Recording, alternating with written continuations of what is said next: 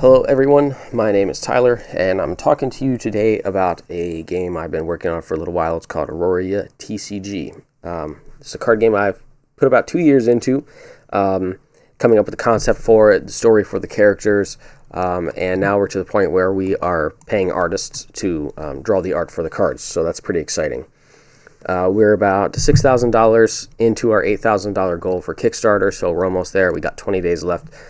And so now I am making these videos to talk about it, to try and help get it out there a little bit. Having said that, I'm not a YouTuber. I'm not super tech savvy. I'm not a real big tech guy. So if this video is not the greatest, if the sound quality is not the greatest, I do apologize. But I'm kind of learning as I go here. So we'll talk about combat and how combat works in another video, but for right now, I'm just going to go over the cards and what they do and showcase them a little bit.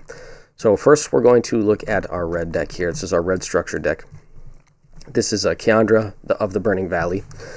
She is a warrior, a human warrior, and lore-wise, she is trying to usurp the throne. She's trying to take back her kingdom, what she believes is rightfully hers. This is an aggro deck. You are meant to spam out these two guys here. These are your bread and butter cards. These are what's you're going to try to win the game with. So yeah, let's talk about the leader. So once per your turn, so you can only use this on your turn, sacrifice 3 influence and summon 1 warrior type creature from your hand with an energy cost of 2 or less. So if you find yourself getting mana horde, energy horde, and you can't get any energy, this will kind of help you play cards at the cost of life. Or it kind of helps you spam these guys out, and you can maybe use your energy to play 1-drops like this guy to keep them safe. So this is up to your discretion on how you want to use it. This deck is intended to be aggro. So yeah, that's the leader card. I guess I'll take a second to talk about what these numbers are here. So this number on the left, this is called a power box, this box here. This number on the left side, that's the leader's power. So anytime that a frontline card would declare an attack on this card, the difference will be inflicted to your influence, which is that number right there, that 18. Your influence is like your life points. So if your influence reaches 0, you lose the game. So let's say, let's use this guy. This Burning Valley Commander were to attack, and I have no blockers, and this damage were to go through, I would take 4, because this card has a front lane power of 5. My leader has a power of 1. I take the difference. I take 4. So talk about that real quick. Also, your influence can go over what you see here. So this is not a cap. This is just your starting point. It's allowed to go over this number. Next, we'll look at our Defender card, our Burning Valley Martyr. Now, a lot of decks in this game, a lot of cards let you search for energy. It's to keep you from being mana horde. I used to play Magic a lot, and any Magic players out there know that not seeing land when you need to see them really sucks. I was toying around with an alternative energy idea. Ultimately, I did not go with that.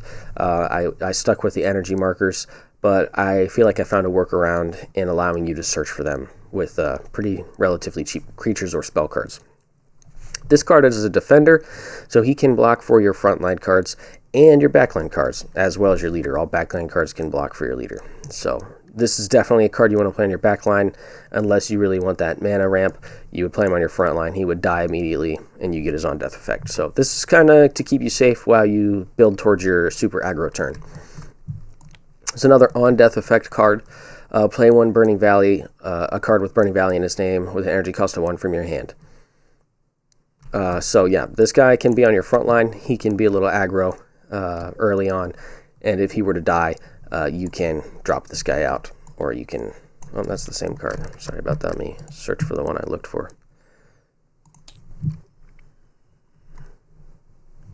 There we go. Or you can play this guy.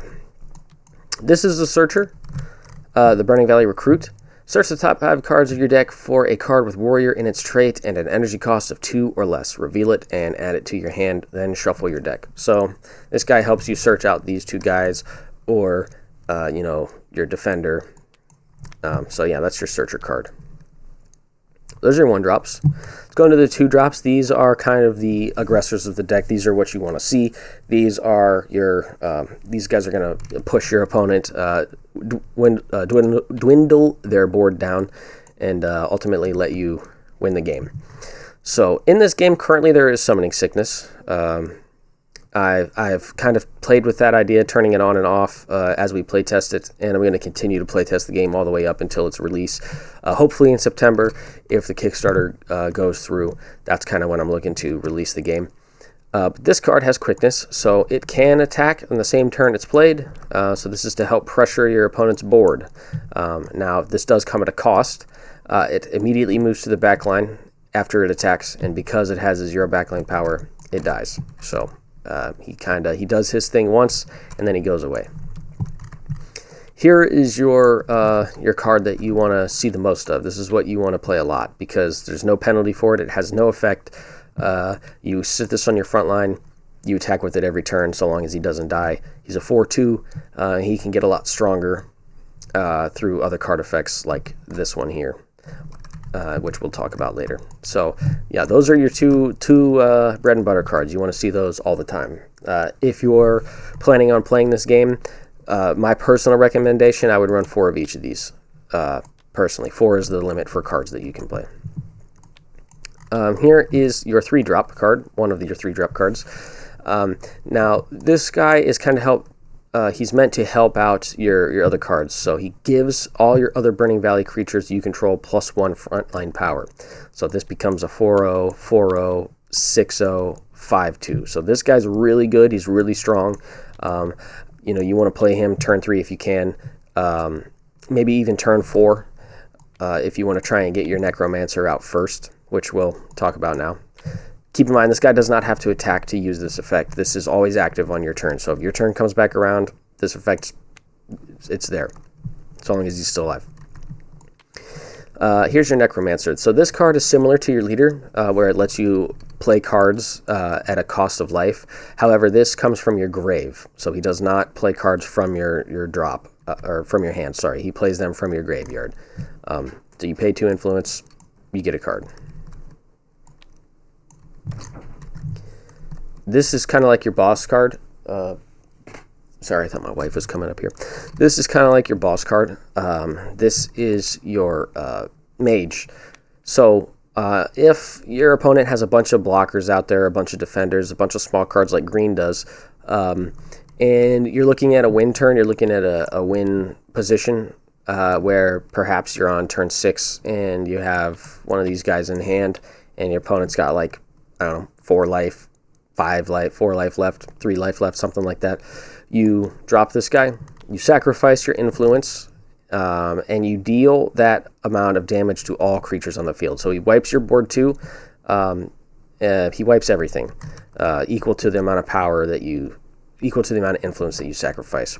But you do gain 1 influence back for each creature destroyed by this effect. So this card is very good into green, where green plays a lot of really small guys, and hopes that they can play the bigger guys off the ramp effect. We'll talk about green later. Now we'll go over to the spells here. Because you have to sacrifice so much life in this deck, or at least that's the idea behind it, I had to introduce a way for you to get it back. So this card is still AI art, one of the cards that I still need to get done, as well as this and this and this. These are all AI still. So this deck is almost completed, but for playtesting purposes, I kind of just pushed past it and used AI art. So this card will let you kill a card and get 5 influence back. Now this does trigger on death effects, so it has to be one of your creatures. So you can target your martyr, or you can target your loyalist, and that does trigger their effect. And you get your influence back. This card is considered an aura spell. Aura spells are always active. Think of them like artifacts in Magic or field effects in Yu-Gi-Oh! So this says permanent, which means it's active on your opponent's turn and it's active on your turn. So this card would go in your aura spell area. And all warrior creatures you control gain +1/+1. So that kind of helps them stay alive, get away from blue a little bit. Blue is really really control oriented, so this kind of gives you some survivability into them, as well as this card. This is a counter card, and you can play this off of an active battle effect or an active main effect. So what this card does is when a creature you control would be targeted by a spell card, negate the spell and destroy it. So yeah, this will kind of help keep you safe from blue a little bit there as well. This card, summon one creature card from your grave with an energy cost of 2 or less. So this just lets you summon your 2 cost guys back without the cost of health. So it's kind of like Monster Reborn in Yu-Gi-Oh! If you think about it like that. Now what we have here, these are energy cards. These are what you'll play in your energy zone. These are what will let you play creatures, which is indicated by this number here in the upper left-hand corner. That's their energy cost. That's the amount that you need to pay to play this creature. They're skillless. They don't really do anything. However, there are such things as empowered energy cards. And what empowered energy cards do is they cost you 2 energy. Essentially, you have to sacrifice 2 energy. You get rid of them.